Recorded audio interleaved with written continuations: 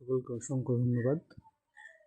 আজকে সেল নিয়ে দু চারটি কথা বলবো।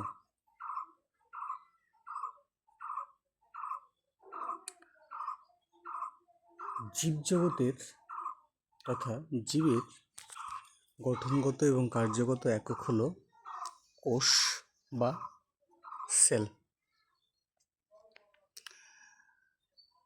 টোটাল যে জীবজগৎ আছে, মনেরা, পরিষ্টা, ফ্যাঙ্গি, প্ল্যান্টি, অ্যানিমিলিয়া, প্রত্যেকটা জীবেরই গঠনগত কার্যগত একক হচ্ছে সেল বা কোষ।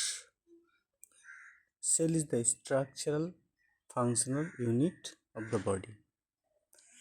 Many cell make a tissue, অর্থাৎ অনেকগুলি সেল নিয়ে একটি টিস্যু বা কলা গঠিত হয়। And many tissue make a organ. অনেকগুলি টিস্যু মিলে এক একটা অর্গান বা অঙ্গ গঠিত হয়। Many organ make a system, অর্থাৎ অনেকগুলি অঙ্গ নিয়ে একটা তন্ত্র গঠিত হয়। Many system make a body, অর্থাৎ অনেকগুলো সিস্টেম নিয়ে একটা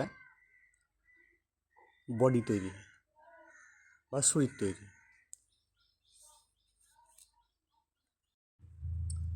অর্থাৎ আমরা বুঝতে পারছি জীবের প্রতিটা অঙ্গ প্রত্যঙ্গ কোষ দিয়ে তৈরি। হ্যাঁ, সে মানুষ হোক, পিঁপড়ে হোক, ব্যাকটেরিয়া হোক, গাছপালা হোক, একটা প্রত্যেকটা লাইফই কিন্তু কোষ দিয়ে তৈরি।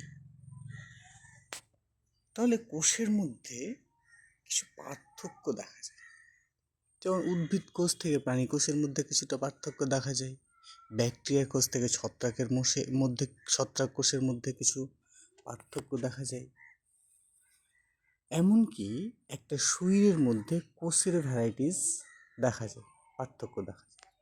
যেমন মানুষের কথাই ধরা যাক, মানুষের চামড়ার কোষগুলি এক ধরনের, এক এক রকম কাজে পারদর্শী। শ্বাসতন্ত্রের কোষগুলি একরকম, সেটা একরকম কাজে পারদর্শী।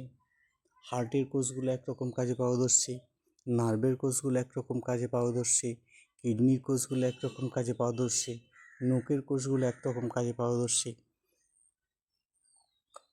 চুলের কোষগুলো একরকম কাজে পারদর্শী। একই রকমভাবে উদ্ভিদের ক্ষেত্রেও তাই, পাতার সেলগুলো বা কোষগুলো একরকম কাজে পারদর্শী, কাণ্ডের কোষগুলো একরকম কাজে পারদর্শী। অর্থাৎ জীবের কোষের মধ্যে কার্যগত দিক থেকে ও গঠনগত দিক থেকে ভ্যারাইটিস বা বিভিন্নতা বা বৈচিত্র্যতা দেখা যায়। বেশিরভাগ ক্ষেত্রে কোষগুলোকে খালি চোখে দেখা যায় না, আণুবীক্ষণিক যন্ত্রের সাহায্যে বা মাইক্রোস্কোপের সাহায্যে দেখতে হয়। হ্যাঁ, তবে কিছু বৃহৎ কোষও আছে, যেমন উট পাখির ডিমকে বৃহত্তম কোষ হিসাবে চিহ্নিত করা হয় এবং যেটাকে খালি চোখে দেখা যায়। গঠনগত দিক থেকে কোষের মধ্যে আবার অনেক রকম উপাদান লক্ষ্য করা যায়। যেমন একটা সেলকে যদি বিশ্লেষণ করি, তাহলে তার মধ্যে নিউক্লিয়াস, মাইটোকন্ড্রিয়া, গোলগি বস্তু, সেলল ইত্যাদি অঙ্গগুলো আমরা লক্ষ্য করতে পারি। এবং সেলের মধ্যে যে নিউক্লিয়াস থাকে, তার মধ্যে ক্রোমোজোম থাকে। ক্রোমোজোমকে আবার বিশ্লেষণ করলে, ভাঙলে তার মধ্যে আমরা ডিএনএ এবং আরএনএ পেয়ে থাকি।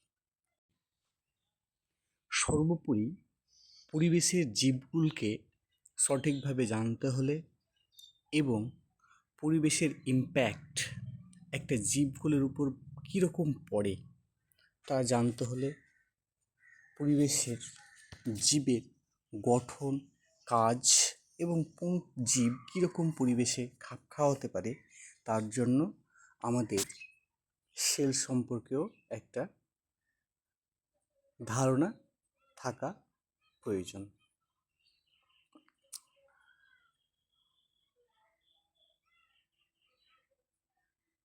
সেলগুলো আমরা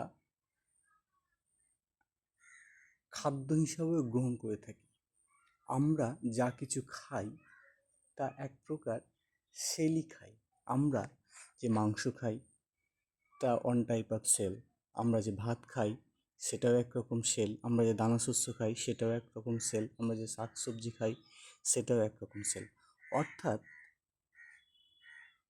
প্রাণীকুল যে উদ্ভিদের অংশ এবং প্রাণীর অংশ খাদ্য হিসেবে গ্রহণ করে, সেটা অন টাইপ অফ সেলই গ্রহণ করে। তাই